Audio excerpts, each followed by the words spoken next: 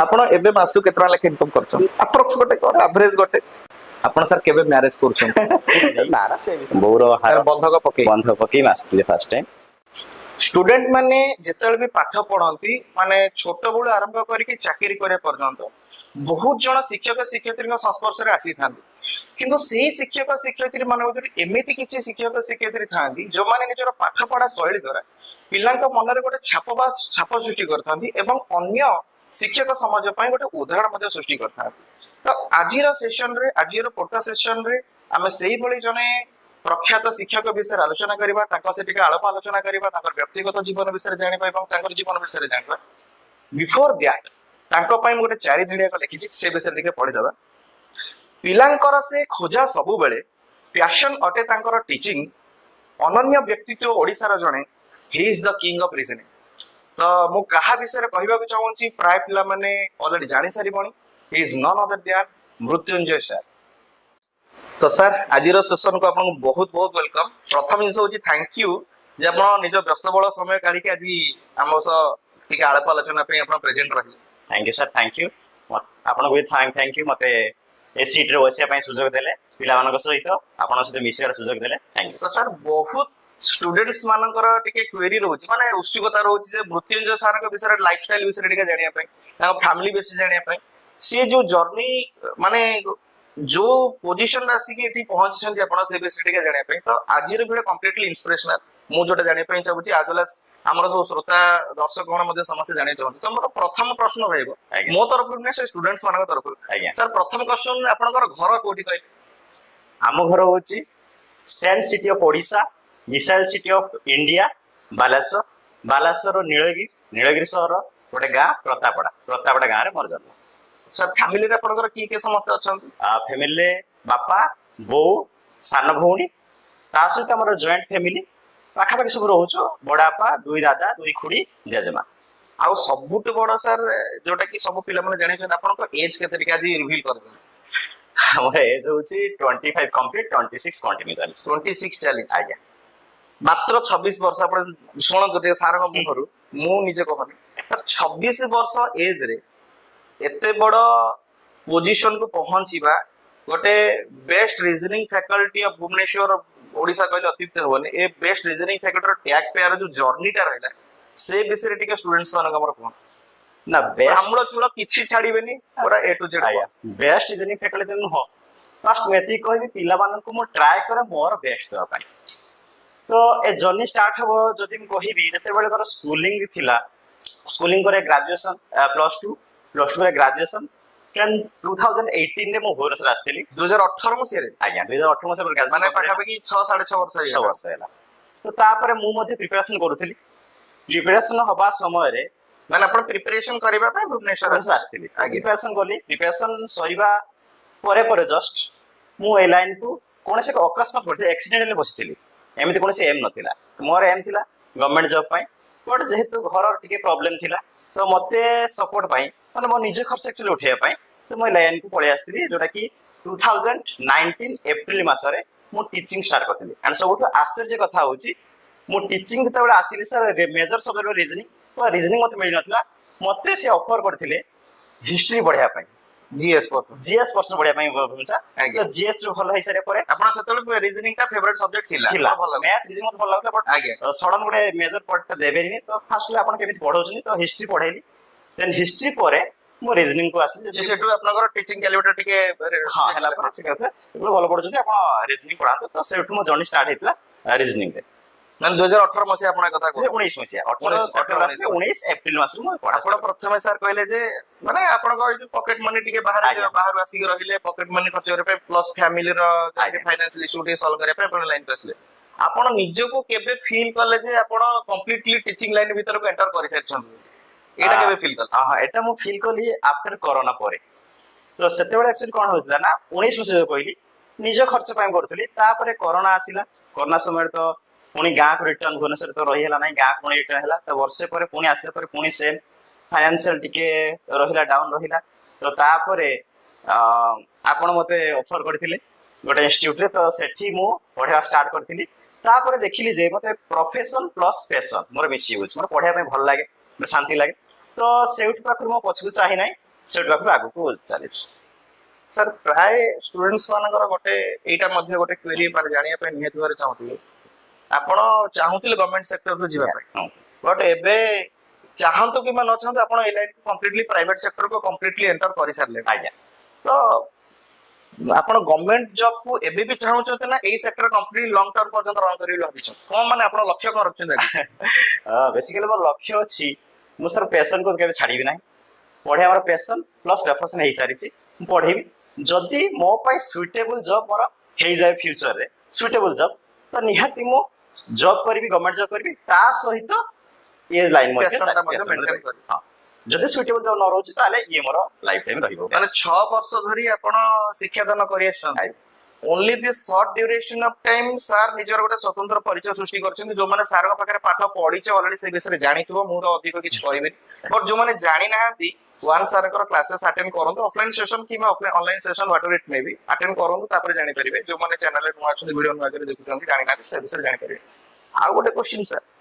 ଯେ ସାଇନ୍ସ ଆଉ arts competitive ଲାଇନରେ ଦେଖିଲେ ସାଇନ୍ସ ଆଉ ଆର୍ଟସ ପିଲାମାନଙ୍କର କମ୍ପଲସରି ପର୍ସନ ରିଜନିଂ ଆସିଯାଉଛି। ହଁ ହଁ। ତ ରିଜନିଂ ଯେହେତୁ ଆରିଥମେଟିକ ମ୍ୟାଥ ଟାଇପ ର କହିଲେ ଚଳେ, ମେଣ୍ଟାଲ ଆବିଲିଟି ଟାଇପ ର, ତ ସାଇନ୍ସ ପିଲାଙ୍କ ପାଇଁ ସେଇଟା ଟିକେ ଇଜିଅର ହୁଏ, କିନ୍ତୁ ଆର୍ଟସ ପିଲାଙ୍କ ପାଇଁ କମ୍ପାରିଟିଭଲି ଟିକେ ଡିଫିକଲ୍ଟ ହୁଏ। ତ ଆର୍ଟସ ପିଲାଙ୍କୁ ଆପଣ କଣ ସଜେଷ୍ଟ କରିବେ, କେମିତି ସେ ଆମର ଆରିଥମେଟିକ ହେଲା କିମ୍ବା ରିଜନିଂ ହେଲା ଟିକେ ବେଟର ସ୍କୋର କରିପାରିବେ? ଫାଷ୍ଟ କଥା ହଉଛି, ଯଦି କହିବା ସାଇନ୍ସ ପିଲାମାନଙ୍କ ସହିତ ମ୍ୟାଥ ର ଟିକେ ଆକ୍ୟୁରେଟ ଥାନ୍ତି ତ ଟିକେ ଫାଷ୍ଟ କରିଦିଅନ୍ତି।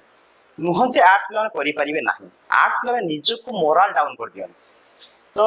ଲେଟ୍ ଗୋଟେ କ୍ଲାସରେ ସାଇନ୍ସ ପ୍ଲସ୍ ଆର୍ଟସ ପିଲା ବହୁତ ବସୁଛନ୍ତି। ଯଦି 10 ସେକେଣ୍ଡ ଭିତରେ ସାଇନ୍ସ ପିଲା କ୍ୱେଶ୍ଚନ ଆନ୍ସର ଦେଇ ଦଉଛି, ଆର୍ଟସ ପିଲା ମେ ବି 20 ସେକେଣ୍ଡ ଆନ୍ସର ଦେଇଥାନ୍ତା, ବଟ୍ 10 ସେକେଣ୍ଡ ଆନ୍ସର ଦେବା ପରେ ସେ ନିଜକୁ ଡିମୋଟିଭେଟ୍ ଫିଲ୍ କରୁଛି, ମୁଁ କରିପାରିବି ନାହିଁ। ଗୋଟେ ସମ୍ପୂର୍ଣ୍ଣ ଭୁଲ ଧାରଣା। ସେ କରିପାରିବ, ତା ଭିତରେ ଆମକୁ କନଫିଡେଣ୍ଟ ବିଲ୍ଡ କରିବା ପାଇଁ ପଡିବ। ଆଉ ତା ପାଇଁ ମୁଁ ଯୋଉଟା କରେ, କ୍ଲାସରେ ସବୁବେଳେ ଟ୍ରାଏ କରେ, ଯୋଉମାନେ ସ୍ଲୋ ଅଛନ୍ତି, ସ୍ଲୋ ଅଛନ୍ତି, ତାଙ୍କୁ ସବୁବେଳେ ମୁଁ ପ୍ରାୟୋରିଟି ଦିଏ। ଯଦି ସେମାନେ ବୁଝିପାରୁଛନ୍ତି ତ ନୋ ଡାଉଟ୍ ହୋଲ୍ କ୍ଲାସ୍, ଯଦି 50 ଜଣ ପିଲା ବସୁଛନ୍ତି, 100 ଜଣ ପିଲା ବସୁଛନ୍ତି, ଯଦି ସେଇ 3-4 ଜଣ ପିଲା ଟିକେ ସ୍ଲୋ ଅଛନ୍ତି, ତାଙ୍କୁ ଯଦି ମୁଁ ବୁଝେଇ ପାରିବି, ସେମାନେ ଯଦି 100% ଦଉଛନ୍ତି, ତ ନୋ ଡାଉଟ୍ ହୋଲ୍ କ୍ଲାସ୍ ମୋର ବୁଝିପାରିବେ। ମୁଁ ସବୁବେଳେ ପ୍ରାୟୋରିଟି, ସବୁବେଳେ ଯୋଉମାନେ ସ୍ଲୋ ଅଛନ୍ତି ତାଙ୍କୁ କେମିତି କନଫିଡେଣ୍ଟଲି ବୁଝେଇବି। ଆଉ ସବୁବେଳେ ରିଜନିଂ ଟା ଇଣ୍ଟରେଷ୍ଟିଂ କରି ପଢିବା ପାଇଁ ଚେଷ୍ଟା କରେ। ମୁଁ ସବୁବେଳେ ନୁହଁ କି ବୋରିଂ ଲାଗିବ, ଟ୍ରିକ୍ ବେସ୍ଡ କରେ, ଏଣ୍ଟରଟେନ୍ କରେ, ଯେମିତି କ୍ଲାସରେ ଜମା ଯେମିତି ଫିଲ୍ ବୋରିଂ ଫିଲ୍ କରିବେ ନାହିଁ। ବହୁତ ପିଲା ବୋରିଂ ସାର୍ ମ୍ୟାଥ ହଉ ନାହିଁ, ରିଜନିଂ ହଉ ନାହିଁ, କିଛି ନାହିଁ, ଆରାମ ରିଲାକ୍ସ। ଗୋଟେ ଛୋଟ ଏକ୍ସାମ୍ପଲ ଦେବି, ମନେକର ବର୍ତ୍ତମାନ କହିବି 1 କିଲୋମିଟର ଗୋଟେ ପିଲାକୁ ଚାଲିବା ପାଇଁ, ଖାଲି ଖାଲି ସେ କେବେ ଚାଲିବ? ଯିବୁ ରିଟର୍ନ କରିବୁ, କେବେ ଆସିବୁନି। ଯଦି କହିବି ବାରାତ ଯାଉଛି, ଡିଜେ ଯାଉଛି, 1 କିଲୋମିଟର ଯାଅ ନାଚି ନାଚି, ପରିଶ୍ରମ ଅଧିକ ହେଇଥାଇପାରେ, ବଟ୍ ଯେହେତୁ ଇଣ୍ଟରେଷ୍ଟିଂ ତାର ଅଛି, ତ ନୋ ଡାଉଟ୍ ସେ 1 କିଲୋମିଟର 2 କିଲୋମିଟର 4 କିଲୋମିଟର ମଧ୍ୟ ଡ୍ୟାନ୍ସ କରି ଯାଇପାରିବ। ତ ମୁଁ ଇଣ୍ଟରେଷ୍ଟିଂ କରିକି ପଢାଏ, କ୍ୱେଶ୍ଚିନ୍ ର ପ୍ରେଜେଣ୍ଟେସନ ଏଇ ଇଏରେ ପଢାଏ, ସୋ ଦ୍ୟାଟ୍ ପିଲାମାନେ ବୁଝିପାରିବେ। କିଛି ଓରିଡ୍ ନାହିଁ। ଯୋଉ ପିଲାମାନେ ଭାବନ୍ତି ଯେ ମୋର ରିଜନିଂ ହଉନାହିଁ, ତ ଥରେ କ୍ଲାସ କରି ଦେଖ, ନିହାତି ଭାବରେ ରିଜନିଂ ପ୍ରତି ତମର ଭଲ ଭାବେ ଆସିବ। ସାର୍ ଆପଣ ଷ୍ଟୁଡେଣ୍ଟ ଲାଇଫ ଆଉ ଟିଚିଂ ଲାଇଫ ଯଦି ଅଲ୍ ଟୁଗେଦର ଦେଖିବା, ଆପଣ କଣ ଏଇ କନକ୍ଲୁଜନ ଡ୍ର କରିପାରିବେ ଯେ ଗଭର୍ଣ୍ଣମେଣ୍ଟ ଜବ୍ ଟା ବେଟର ନା ପ୍ରାଇଭେଟ ଜବ୍ ଟା ବେଟର? ଆପଣ ଅଲରେଡି ପ୍ରାଇଭେଟ ସେକ୍ଟର 6 ବର୍ଷ ରହିଲେଣି, ପ୍ଲସ୍ ଗଭର୍ଣ୍ଣମେଣ୍ଟ ଜବ୍ ପାଇଁ ବି ପ୍ରିପାରେସନ କରୁଛନ୍ତି, ତ ସେଥିପାଇଁ କ୍ୱେଶ୍ଚିନ୍ ଟା ପଚାରିଲି। ହଁ, ଫାଷ୍ଟ ଗଭର୍ଣ୍ଣମେଣ୍ଟ ଆଣ୍ଡ ପ୍ରାଇଭେଟ ଯଦି ଦେଖିବା, ଆପଣ ଏବେ ଯୋଉ ଲାଇଫ ମେଣ୍ଟେନ କରୁଛନ୍ତି ସାଟିସ୍ଫାଇଡ୍ ଅଛନ୍ତି ନା ନାଇଁ? ହଁ, ମୁଁ ମୋ ଲାଇଫରେ ସାଟିସ୍ଫାଇଡ୍ ଅଛି। ଆଉ ଟିକେ ଆଗକୁ 2 ପାଦ ଆଗକୁ ପଡିଛି, ପର୍ସନାଲ କ୍ୱେଶ୍ଚିନ୍ ପଚାରିବା କଥା ନୁହଁ। ଆପଣ ଏବେ ମାସକୁ କେତେ ଟଙ୍କା ଲେଖା ଇନକମ୍ କରୁଛନ୍ତି? ଆପ୍ରୋକ୍ସ ଗୋଟେ ଆଭରେଜ ଗୋଟେ, ଏଟା ତ ପ୍ରାୟ କହନ୍ତୁନି ଯେ ପୁଅ ପିଲାଙ୍କର ଝିଅ ପିଲାଙ୍କର ବୟସ, ପୁଅ ପିଲାଙ୍କର ସାଲାରୀ କେହି ପଚାରିବା କଥା ନୁହଁ, ବଟ୍ ମୁଁ ପଚାରି ଦଉଛି, ଷ୍ଟୁଡେଣ୍ଟସ୍ ମାନେ ମଧ୍ୟ ଜାଣିବାକୁ ପସନ୍ଦ କରିବେ। ତଥାପି ଯଦି କହିବି, ସେମିତି କହିବା କଥା, ତଥାପି ଓଡିଶା ଗଭର୍ଣ୍ଣମେଣ୍ଟ ଯଦି କହିବି, ଗ୍ରୁପ ଏ ପୋଷ୍ଟ ଯୋଉ ଲେଭେଲ ପାଉଛନ୍ତି ପାଖାପାଖି ସେମ ଅଛି। ମାନେ ନ୍ୟୁଲି ଜଏନ୍ ସାର୍ ଯୋଉଟା କହୁଛନ୍ତି ଗ୍ରୁପ ଏ ପୋଷ୍ଟ ଜାଣିପାରୁଛ, ମିନିମମ୍ 55-60 ହଜାର ପ୍ଲସ୍। ମାନେ ଏ ଭିଡିଓ ମାଧ୍ୟମରେ ସାର୍ ଗୋଟେ ଏକ୍ସାମ୍ପଲ ମଧ୍ୟ କ୍ରିଏଟ କରୁଛନ୍ତି, ନିଜ ଲାଇଫ ଷ୍ଟୋରି ଜଣେଇକି, ଯେ ଗଭର୍ଣ୍ଣମେଣ୍ଟ ଜବ୍ କୁ ଆମେ ଯୋଉମାନେ ଫୋକସ ରଖିଛେ ଆଜ aspirants, that is not the only destination. ଯଦି ବି ଆମେ ଗଭର୍ଣ୍ଣମେଣ୍ଟ ଜବ୍ ଟା ନ ପାଉଛେ, ଆମେ ହାରାସ କେବେ ବି ହବାନି, ମନ ଦୁଃଖ କରିବାନି, କେବେ ଡିମୋଟିଭେଟେଡ ଫିଲ୍ କରିବାନି। ସାର୍ ତାଙ୍କର ରିଅଲ ଲାଇଫ ଏକ୍ସାମ୍ପଲ ଅଲରେଡି ସେଟା କରୁଛନ୍ତି, ଯେହେତୁ ଫାଇନାନ୍ସିଆଲି ଷ୍ଟେବୁଲ ଅଛନ୍ତି ଏବଂ ନିଜ ଜବ୍ ରେ ମଧ୍ୟ ସାଟିସ୍ଫାଇଡ୍ ଅଛନ୍ତି। ଅଲଦୋ ଇଭିନ୍ ସେ ଫ୍ୟୁଚରରେ ଯଦି ବି ଗଭର୍ଣ୍ଣମେଣ୍ଟ ଜବ୍ କ୍ରାକ୍ କରୁଛନ୍ତି, ଅଲ ଦ ବେଷ୍ଟ ତାଙ୍କୁ, ବଟ୍ ଫିର୍ ବି ଯଦି କ୍ରାକ୍ କରିପାରିବେନି, ସେ ଏବେ ଯୋଉ ପ୍ରାଇଭେଟ ଜବ୍ ରେ ଆସୋସିଏଟେଡ୍ ଅଛନ୍ତି, ଯୋଉଟାକୁ ସେ ପ୍ୟାସନ ବୋଲି ଅଲରେଡି ଭାବି ନେଇଛନ୍ତି, ସେ କେବେ ବି ଫ୍ୟୁଚରରେ ଭାବିବେନି କିମ୍ବା ତାଙ୍କ ମାନଙ୍କର ଗୋଟେ କ୍ଲେଶ ରହିବନି ଯେ ମୁଁ ଗଭର୍ଣ୍ଣମେଣ୍ଟ ଜବ୍ ଟା କଲିନି। ତ ଏଇ ଭିଡିଓ ମାଧ୍ୟମରେ ମୁଁ ଆସ୍ପିରାଣ୍ଟସ୍ ମାନେ ମଧ୍ୟ ସେମ୍ ସଜେସନ ଦେବି ଯେ ନିଜର କ୍ୟାଲିବରିଟିକୁ ଇମ୍ପ୍ରୁଭ କରନ୍ତୁ। ସାର୍ ଆଜ ଏ ଷ୍ଟୁଡେଣ୍ଟସ୍ ଆସିଥିଲେ, ମାନେ ଭୁବନେଶ୍ୱରକୁ 2006-7 ବର୍ଷ ତଳ କଥା କହୁଛେ, बट एबे से एज ए टीचर अन्य टीचर मानक पई एग्जांपल as well as बाकी स्टूडेंट्स मानक पई मध्ये गोटे एग्जांपल क्रिएट कर दैछन तो याठू बड़ एग्जांपल कोन दुनिया रे ही परे जे आमे गोटे लोक ठार गोटे व्यक्तित्व ठार आमे बहुत किछि जिंस शिक्षा को पाउछ तो एठी तो सर ने और किछि पर्सनल क्वेश्चंस मध्ये पचारिबा सर कोन फेवरेट कलर फाइट व्हाइट ड्रेस आपण भारी पसंद हां बहुत पसंद आपण को रिफ्लेक्शन भल लागे माने चमक धमक टिके भल लागे भल लागे आपण फेवरेट फूड माने आपण वेजिटेरियन ना नॉन वेजिटेरियन मो sir non veg but chicken मोर फेवरेट मटन मु खाए नाही चिकन भल लागे माने मोस्ट प्रोबेबली कोन बेसी वेज प्रिफर कोन ना नॉन वेज प्रिफर करे नॉन वेज तो भल लागे बट खाए जदी बस चिकन खाए बट वेज बेसी प्रिफर करे सबुठ बड़ जिनिस होची देखंतु गवर्नमेंट जॉब पाई ना दे पड़ंतो प्राइवेट सेक्टर एसोसिएटेड अछन जति सैलरी पछन बहुत बड़ सैलरी पाउछन एमि कोन छोटो मोटो जिनिस पाउना आज काली प्राइवेट रे 15-20 हजार ले केते बड़ कथा सर मिनिमम 55-60 प्लस पाउछन सर ऑलरेडी सेटा रिपीट करे मु कहू सर हस हस मोर कहउछन तक मोर टेंशन नै एटा सबुठ बड़ जिनिस प्राय एस्पिरेंट्स माने कोन ना गवर्नमेंट जॉब को वन एंड ओनली डेस्टिनेशन भाबी के सब स्ट्रेस और टेंशन लाइफ ही बिताई दे टाइम ऑलरेडी पास कर दिन सर मोर से जिनिस नै टोटल टिके भी स्ट्रेस नै कारण ऑलरेडी ताको पाखरे गोटे बैकअप ऑप्शंस रखी दैछन प्लानिंग करी तो सर गोटे पदे कथा कहबी जो पिला मान पर समस्त वन थाय जे मु गवर्नमेंट जॉब पहिले मोर सक्सेसफुल हेबी सेटा तो मु भाबे केबे भी नो सर कोन जे गवर्नमेंट जॉब पैसा छी से लाइफ रे खुशी रे अछि सेमिति रो हमर लाइफ रे रियल गोल होवा दरकार हम खुशी रे केमिति बंचिबा ठीक शांति रे बंचिबा हमर तो एम केबे सरीबा नै बट ता पय गवर्नमेंट जो मीडियम क्वालिटी तो ताकू जदि टार्गेट भाबी दवा तो मे भी हमर जो लाइफ में एंजॉय करिया कथा से लाइफ मिस करिया हम ट्राई करबा 3 वर्ष 4 वर्ष बस जदि न होची ताहाले अलग लाइन चेंज करिया बट हम ट्राई करबा गवर्नमेंट जब है निहाती भाबर मु तो कहिबी गोटे सिक्योर जॉब गोटे फाइनेंशियल स्टेबल आ बर्तन तो जानिथि बर्तन झियो पिला मन जदि को पर नै हिथिबो ताहाले खोज जदि कोन पाई खोज मु भी जाय नै बट दरकार सरकारी चाकरी सर आपण जो बहुत बड़ जणी माने स्टूडेंट लाइफ रु आसी की टीचर लाइफ रे आपण एबे पहुंची गलनी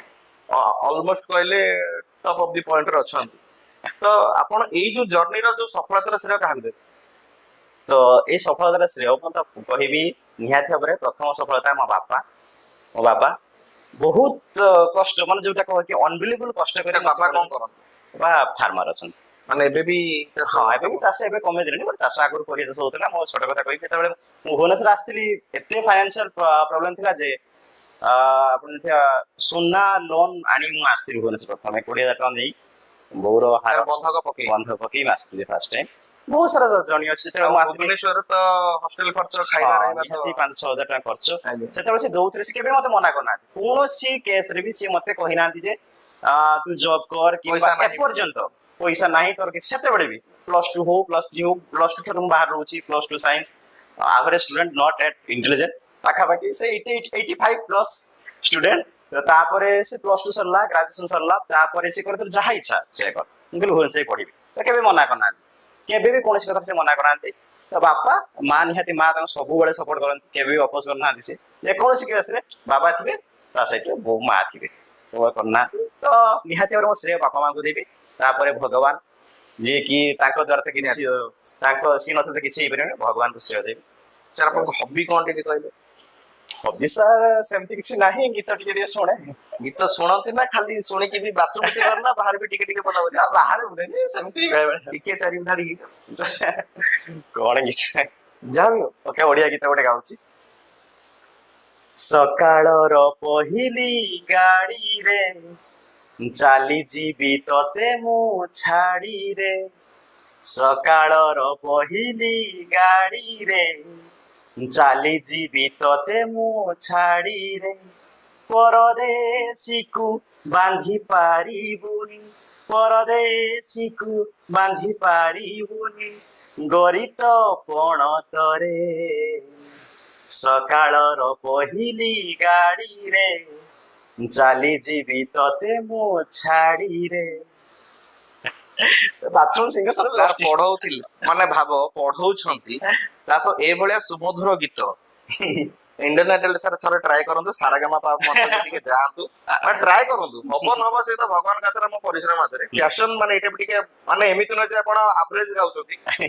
बैकग्राउंड रे रही कि मु साइड रही कि जति फील करूची बहुत बड़ा माने बहुत भलो गाउछंती मु तो गोटे संगीतज्ञ न जे मु तार मापकाठी में मानदंड निर्धारण कर परिबी बहुत परफेक्ट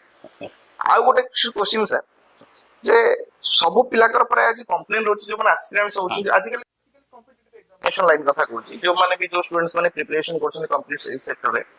बैंकिंग एसएससी रेलवे हैला कि बीडी हे गला कि टीजीटी एंट्रेंस हे गला कि यूपीएससी ओपीएससी लेवल रो हे गला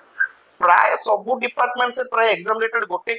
माने कंप्लेंट प्राय तंकर आसुची करप्शन रिगार्डिंग माने आजिका डेट रे सेटा प्राय तो कॉमन हे गला कहले चले माने जेटा केते दूर सत्य केते दूर मिछ तो हम कहि परिबेनी किंतु प्राय तो से कंप्लेंट धीरे धीरे रेज ही जाउची ना कमी जाउ तो या ऊपर आपनकर कोन टिप्पणी देबे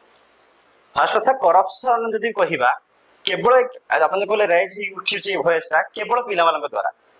केवल जदि जण पिला कहि दउछि कोन करप्शन केही काहारी पाखा प्रैक्टिकल न थाए बहुत जिंस जदि कोठी भी 100टा पोस्ट गोटे पोस्ट जदि भी होउछि ताको एते ह्यूज आकार करा दउछि सो दैट पिला मान होउछि 99 पोस्ट बिक्री होउछि तो ये सब तो हुए नाही जदियो बाय चांस एमिति होउछि बहुत रेयर 1% 2% 3% ताको नै जमा भी माइंड नेगेटिव कथा रखंतु नाही जे से विषय को सेटा ताको दूरे रहन हाईलाइट जो हेउछि पिला माने डिमोटिवेटेड फील कि तनो प्रिपरेशन का करे हेउछि ना जमा भी डिमेटेड होते ये सब मिछ करना जे भी आपण कहूची बा सोशल मीडिया बत सब भाइरल होची करप्शन ये सब तो प्रैक्टिकली प्राय तो बहुत रेयर किंतु गोटे केस को नै जदि हम 99% पॉसिबिलिटी को हमें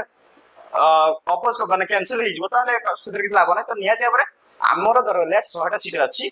गोटे दिरा पोस्ट जदि भी करेक्शन होउची तो आमे चेष्टा करिया टॉप रहिया पे आमे कोन पाई चाहिबा जे कट ऑफ मार रखिया पे आमे कहबा टी बेटर करिबा से अनुसार प्रिपरेशन करिबा तो करप्शन मु तो कहबी करप्शन पर ध्यान न देबा उचित आमे हमर बेस्ट देबा जॉब क्रैक करिबा आ सबुठ बड़ इंपोर्टेंट क्वेश्चन आपण सर केबे मैरिज करछन ना ना से विषय में भाबी नाही तथापि माने घरे स्टार्ट करिबने देखा देखी ना ना सेही ने अछि आपण केबे प्लानिंग रखिछन जे ना सर सेମିତି କିଛି भी प्लानिंग नाही मोर गर्लफ्रेंड ना माने आपण को प्रिफर करछन जे आज का डेट रे समस्त लव मैरिज को प्रिफर करछन आपण लव मैरिज करियो ना अरेंज मैरिज करियो तो मु କିଛି भाबी नाही तथापि मोर जेटा choice love marriage is better than arrange marriage because जहां भी कले तो आपण जानिथि बाहागर करते जहां तो स्त्री कथा चले पे पड़िबो तो अचिन्हा लोक उठा चलियो पे क्या चिन्हा लोक को गाड़ी सुनिबे चलिबा भल रहिबो तो जाउटा कले चलिबो बट मो प्रेफरेंस काहे को अचिन्हा लोक जिबा चिन्हा चिन्हा जणा सुना लाइफ में सर सैटिस्फाइड एबे अछन हां सैटिस्फाइड अछि आउ फिर भी आपण जो छोट आपण जदि आउ टिके पूर्व कहउतले जे जेतेबेले हमर गोटे छोट एम टे फुलफिल जे हम गोटे हायर एम रखितो एबे आपनकर नेक्स्ट हायर एम टा कोन तो वर्तमान मोर टिके गवर्नमेंट जॉब रो टिके हायर अछि फुलफिल हे गला टिके माने सैटिस्फाइड फाइनेंशियल तो स्टेबल अछन जदि आपनकर इन केस वर्ष हो कि 2 वर्ष भगवान कोटर हे जाउ जदि न हेला देन आपण ई पेशेंट को completely through out the life maintain करियो मेंटेन करी सर आशा आउ सर गां को केते दिन थरे जाउ छ गाँ को मु एई क्लास बेस पे जाई परने बो बड़े अभिमान करे आसुनो बो बोलियो पर जाए प्रत्येक मास जाए घर काम चलछि डुप्लेक्स बनौछि गाँ रे चलीछि तो मझिर मझिर जाउ सामना भाउ कोणी एबे को क्लास सान भूणी तार नर्सिंग एबे कंप्लीट लाइ एबे बाबा टिके चाष बास कमई दे आ घर पर तयारी हेलानी सब घर चलीछि काम सर ई डुप्लेक्स काम चलछि वर्तमान डुप्लेक्स काम चलछि सरी गले 7% एबे इलेक्ट्रिक 7% सरी गलानी से पैसा कोउठ आसी इलेक्ट्रिशियन प्लम्बर काम चलछि एबे माने भाबो इलेक्ट्रिशियन काम भी सैलानी 6 वर्ष रे एति की संपत्ति से तको सिंधुक घर रखी दैछन जे डुप्लेक्स सैलानी कलर फलर गाबा बाके पुटी काम रेडी इलेक्ट्रिक काम सैलानी खाली घरणी खंडे आसीबे घर को सुंदर लागिबो ना कोन कोछन देखिबा भगवान का इच्छा जा हबो आउ आपण को गां परिवेश तारु आपण भुवनेश्वर परिवेश ता कोनटा डिफरेंस फील करछन कहि गाँ परिवेश भुवनेश्वर परिवेश पूरा संपूर्ण अलग गाँ रे थाए रियलिटी भुवनेश्वर रे से जिनस टी बेसी मु मिस करछु भुवनेश्वर रही गाँ रे जो साई पड़िसा भाई भौणी सांग साथी खेल सामाजिक संपर्क ते भुवनेश्वर टे कम रहउची भुवनेश्वर व्यस्त बहुल जीवन गाँ के शांतमय जीवन जेति दिन गां को जानती पूरा शांति रे रहे मु तो फोन भी प्राय तो रिसीव करनी सेटा तो आमे फील करते क्लास वर्क कर सर टिके व्यस्त होई जाय जहाँ भी सब प्रॉब्लम्स आज डेट रे आसुची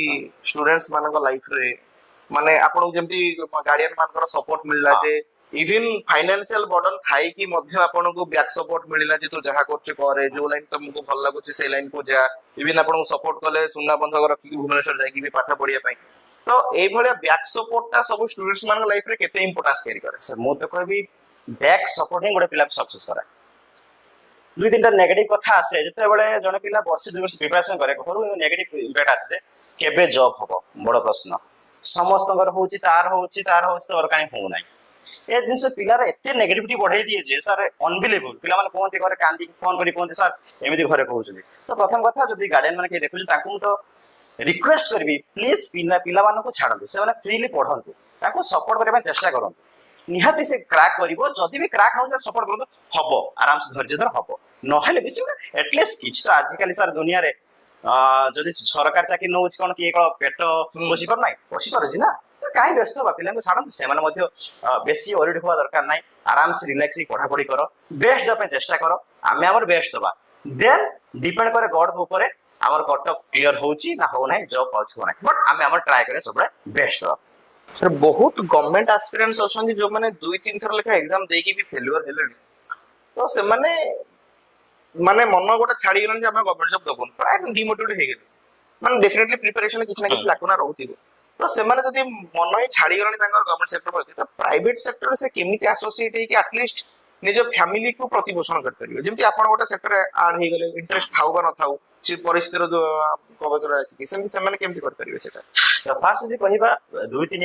वर्ष ऑलरेडी प्रिपरेशन स्टार्ट हेई सरलानी फेल्युअर होउछो तो आशा हारिबा उचित न काहे कि ना भाबिया जे हम 3 वर्ष ऑलरेडी से टाइम देई सारो तो हुए तो आउ गोटे चांस किबा दुटा चांस में एग्जाम क्रैक करि पारे जेमति कहबे winner is a loser who tries once more जे भी दिन लूजर थिबो आउ थोर अधिक चेष्टा करछि सो विनर हेछि तो ताकू स्टिकी रखियो पढ़ा पढ़ी जेमति कहबी कंटिन्यू रखिबो आ जति माने चाहूचो जे 3 वर्ष बितै सारिचो प्राइवेट सेक्टर किछि जॉब करी हम करि परिबि कि हां सर तो मो पर डिपेंड करे तुम जदी 5 घंटा 5 पार्ट टाइम हिसाब रे 5 आवर टू 6 आवर माने part time private sector job करी पढ़ी परिबो देन बेस्ट ठीक अछि आ जदी पूरा स्विच करिया पय चाहूचो देन टिके कष्ट हे पारे काहे हम ऑलरेडी 2-3 वर्ष पाठ पढ़ी सारनी 4 वर्ष हैला तो जदी पूरा स्ट्रांगली अछि भलो अपॉर्चुनिटी मिलछि प्राइवेट सेक्टर देन स्विच कर देबी नो प्रॉब्लम किछ सर आपण भी जेमति प्राइवेट सेक्टर को जतोळ आसीले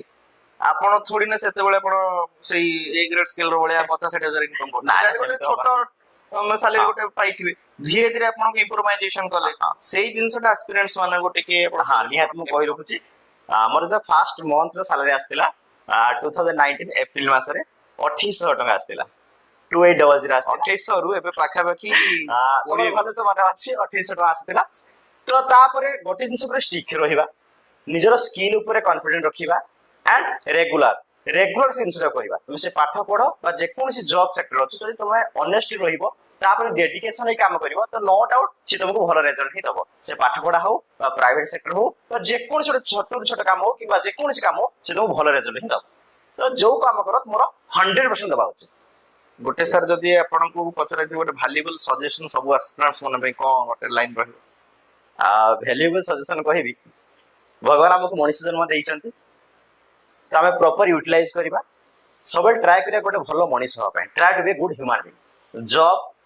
ये तो गोटे मीडियम पार्टी छोटा लाइफ रे बंचिया पय तो सब चेष्टा करिया गोटे भलो रहिबा केमिति खुशी रहिबा आउ आशा तो अनेक अछि बट जहां भी हम पाउछु सेतिरे दिए शांति रहिबा सैटिस्फैक्शन लाइफ बंचिबा से ही कहबी बस समस्त खुशी रे रहंत समस्त सर अब बहुत डिस्कशन हे गला ठीक पुणी पर्सनल करी आपण छोटा बेले आपण कोन लक्ष्य रखतिले कहले छोटे बड़ तो समस्त मोर बड़ बड़ ड्रीम था मोर भी थिला ड्रीम मोर ड्रीम थिला एक्चुअली डॉक्टर होवार थिला बट +2 साइंस पढिली साइंस भी भलो मार्क रहिला बट फर्स्ट अटेम्प्ट कली एते भलो स्कोर हे नथिला तो तापरे टिके मो आडू मुटी मना कले पापा कहले मेडिकल कोचिंग न पाई बट मो आडू के जेहेतु फाइनेंशियल प्रॉब्लम थिला मु बुझी सिचुएशन सेटा हां बुझी कि मु टिके ड्रॉ करी मो नॉर्मली पैसा हे गला सेठी हां सेट सके थिला तापरे मु ग्रेजुएशन कली एबे किछ अफसोस रही जाईछि से लाइन को जाई पार ना दिबन ना एबे अफसोस नाही हम कहिबी काहे कि जदी मु मेडिकल लाइन जाई थांदी कोइ त डॉक्टर ही पर थांदी गोटे एते सारा भल पाई न थांदी पिला मन सहित जेमिति कि गोटे सबठो बेस्ट मोमेंट केमिति जते बेला में सैलरी मैटर करे नै जब पिला गोटे जॉब पाई जाए तो तार जो मैसेज फोन बा आसी जन देखा करी से जो जणाय जे सर मोरा जे जॉबटा हे गला आपन पय आप बहुत मोटिवेट करले तो ताठू मते लागुची आउ किछि नै काहे हमें चिल्ड्रन को बिल्ड करछु स्टूडेंट को बिल्ड करछु तो से मान से जो ताकरी खुशी रे हमें निजो खुशी हो मो सिना डॉक्टर हे पलिन तो हुए तो मो ठार के बैंकर होची के टीचर होची के एसएससी के जॉब करा करची बहुत सारा डिफरेंट जॉब सर जदी गोटे टीचर एक्चुअल रोल बा रिस्पांसिबिलिटी विषय कहबा एक्चुअल तार रोलटा कोन गोटे स्टूडेंट रो कैरियर रो फ्यूचर बनेबारे हां देखंतु वर्तमान जदी हम कहबा कॉम्पिटिटिव एरा रे तो टीचर मान को रोल होची गोटे फिलोसोफर गोटे गाइडर गोटे फ्रेंड भली ଆଉ ନୁହଁ ଯେ ସ୍କୁଲ ପିଲାଙ୍କୁ ଗୋଟେ ତାଗିଦ କରିବା ମାଡ଼ କରିବା ତ ସ୍କୁଲ ରେ ଯେମିତି କି ଗଭର୍ଣ୍ଣମେଣ୍ଟ ସ୍କୁଲ କଲେଜ ରେ ତ କେବଳ ସିଲାବସ ଓରିଏଣ୍ଟେଡ ନାଇଁ ନା ସିଲାବସ ରିଲେଟେଡ ନୁହଁ ସବୁ ଜିନିଷ ଯେମିତି କ୍ଲାସ ରେ କେବଳ ଯେ ରିଜନିଂ ପଢିଲେ କେବଳ ଯେ ମ୍ୟାଥ ପଢି ଜଣେ ଜବ କ୍ରାକ୍ କରୁଛି ସିଏ ନୁହଁ ଆଉଟ ସରାଉଣ୍ଡିଂ ରେ କଣ ଘଟଣା ଘଟୁଛି ଲାଇଫ ଟା କଣ ସବୁ ଜିନିଷ ତାଙ୍କୁ ବୁଝେଇବା ପାଇଁ ପଡିବ ଜବ ହେଲେ ବେନିଫିଟ କଣ ଯଦି ଜବ ନ ହଉଛି କେମିତି ତୁମେ ଡିମେରିଟ ହବ ନାହିଁ ତ ଟୋଟାଲ ଗୋଟେ ଜବ ମାନେ ଦେଖନ୍ତୁ ଆମେ ଗୋଟେ ଫ୍ୟୁଚର କରୁଛୁ ଅଲରେଡି 50 30 ରୁ 40 ବର୍ଷ ପର୍ଯ୍ୟନ୍ତ 20 25 ପିଲା ଜବ ପାଇବା 60 ବର୍ଷ 40 ବର୍ଷ ପର୍ଯ୍ୟନ୍ତ କେମିତି ସେ ଭଲରେ ରହିବ ତ ତା ପାଇଁ ଆମେ ମୋଟିଭେଟ କରିବା ଦରକାର ତାକୁ ସପୋର୍ଟ କରିବା ଦରକାର ଆଉ ସବୁବେଳେ ତାଙ୍କର ଯାହା ଅଛି ୱିକ୍ ପଏଣ୍ଟ ମାନଙ୍କର ହଉଛି ସେ 2 ଘଣ୍ଟା ଅଧିକ ପଢି ପାରୁନି ପର ଡେ ତାକୁ କେମିତି ଚେଷ୍ଟା କରିବା କେମିତି ସେ ବଢେଇବ ଧୀରେ ଧୀରେ 3 ଘଣ୍ଟା 4 ଘଣ୍ଟା 6 ଘଣ୍ଟା ପଢିବ ସେଇ ପ୍ରତି ଧ୍ୟାନ ଦେବା ଦରକାର ଗୋଟେ ପିଲାର